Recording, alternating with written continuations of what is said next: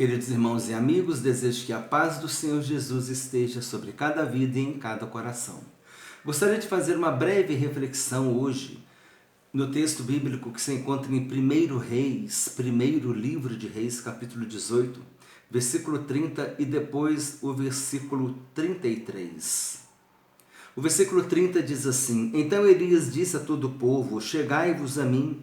E todo o povo se chegou a ele. Elias restaurou o altar do Senhor que estava em ruínas. No versículo 33, então armou a lenha, dividiu o novilho em pedaços, pô-lo sobre a lenha. E o 34 que diz: E disse: Enchei de água 4 cântaros e derramai sobre o holocausto e sobre a lenha. Disse ainda: Fazei-o segunda vez, e o fizeram. Disse mais: Fazei-o terceira vez, e o fizeram terceira vez. Versículo 35. De maneira que a água corria ao redor do altar. Ele encheu também a água, e encheu também de água o rego.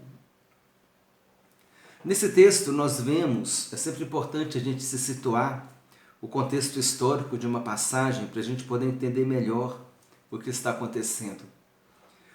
Elias era um profeta do reino do norte e o rei naquele momento da história de Israel era Acabe, que tinha casado com Jezabel. Então ele havia corrompido o culto a Deus. Nós lemos que o altar estava em ruínas. A vida espiritual de Israel estava em ruínas porque o seu líder, o seu rei, tinha casado com uma estrangeira e o culto a Baal tinha sido introduzido e o povo de Israel estava se corrompendo com o culto a Baal. E aqui diz que o altar do Senhor estava em ruínas.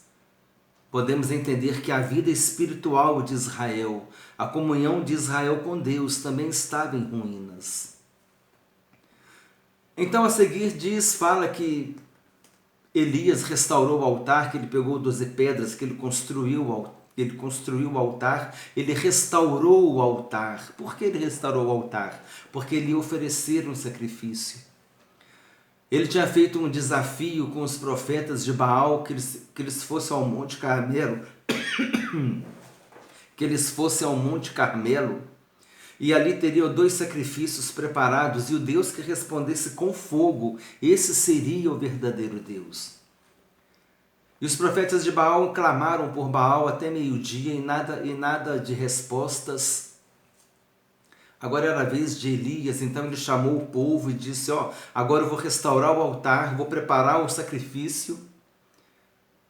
E a primeira coisa que ele fez foi restaurar o altar que estava em ruínas. E o versículo 33 me chama muito a atenção quando diz aqui: então armou a lenha. Olha só, agora Elias está preparando o sacrifício. Ele armou a lenha.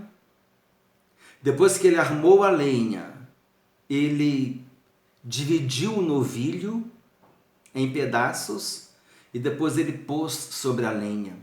E depois mandou colocar água sobre a lenha. Mas esse versículo 33 é interessante. Ele armou a lenha, ele fez tudo em processo. Ele dividiu o novilho em pedaços e depois ele pôs a lenha.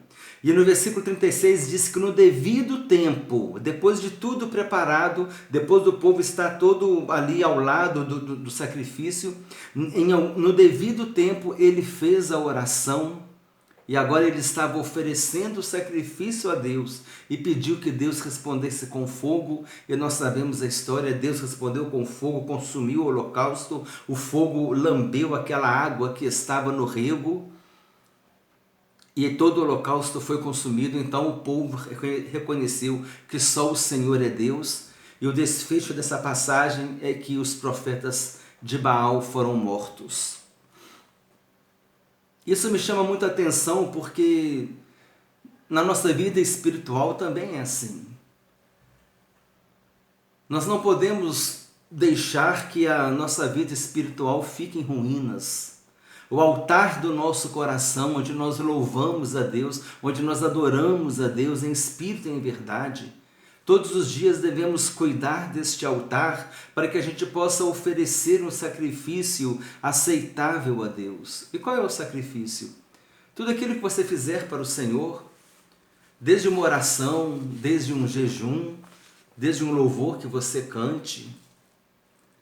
Tudo aquilo que você for fazer para o Senhor, que seja feito de uma maneira cuidadosa, de uma maneira zelosa, que você primeiro arme a lenha, espiritualmente falando, que depois você divida o novilho. Você não vai jogar o novilho, vou jogar o animal ali na lenha para queimar. Não, Elias cortou a lenha, cortou o novilho em pedaços, colocou tudo direitinho, em equilíbrio ali, para que nenhum pedaço caísse no chão, para ele oferecer a Deus um sacrifício aceitável.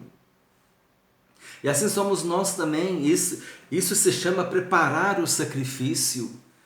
Então, se você vai pregar, que você prepare a sua mensagem, prepara o sacrifício espiritual agradável a Deus, que é o nosso culto racional. Se você vai pregar, prepara a sua mensagem. Se você vai aplicar um estudo bíblico, prepare o estudo, estude o assunto, para que você leve um bom conteúdo para as pessoas.